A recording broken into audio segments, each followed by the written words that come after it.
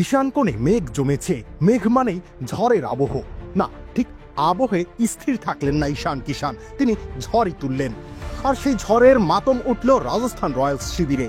Sunrisers Hyderabad যে ঘরানার batting করে, সেখানে প্রথম ম্যাচে মানিয়ে গেলেন ঈশান কিষান। শুধুই কি মানিয়ে নেওয়া, তিনি আসলে হায়দ্রাবাদের ধ্রুপদী ঝড় বিশারদদের সবাইকে ছাড়িয়ে গেলেন একাই। ৪৫ বলে করলেন সেঞ্চুরি। প্রত্যাবর্তনটা এর চেয়ে ভালো আর হতে পারত না ঈশান কিষানের।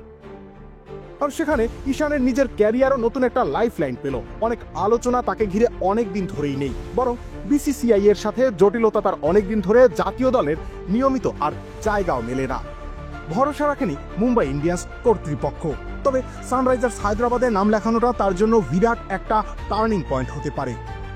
তোমার কনকাই সিজন 2 কনকা, সবার জন্য আধুনিক প্রযুক্তি। ভয়ডরহীন ব্যাটিং এর জন্য হায়দ্রাবাদের চেয়ে ভালো আর কোনো জায়গা হতে পারে না। ফ্রাঞ্চাইজি ক্রিকেটের দুনিয়ায় এই একটা জায়গায় হায়দ্রাবাদী এই ঘরানা অপ্রতিদ্বন্দ্বী। আর সেখানে ঈশান কিষান আসা মানেই তো নতুন মাত্রা যোগ হওয়া। আর সেই রানের উৎসবে প্রথম ম্যাচটাই স্মরণীয় করে রাখলেন ঈশান। ট্রাভিস হেডের সাথে শুরু করেন ৩ নম্বর পজিশনে ব্যাট করতে নেমে। সেটা অব্যাহত থাকে নীতিশ কুমার রেড্ডির সাথেও। পরে হেনরিক ক্লাসেনের সঙ্গীও ছিলেন এই ঈশানই। ফলাফল রানের চূড়ায় উঠে যায় হায়দ্রাবাদ। আর প্রথম ম্যাচেই কিষান বুঝিয়ে দিলেন কে হতে যাচ্ছেন হায়দ্রাবাদের আসল বস। রুবেল ইসলাম রনি, খেলা ৭১।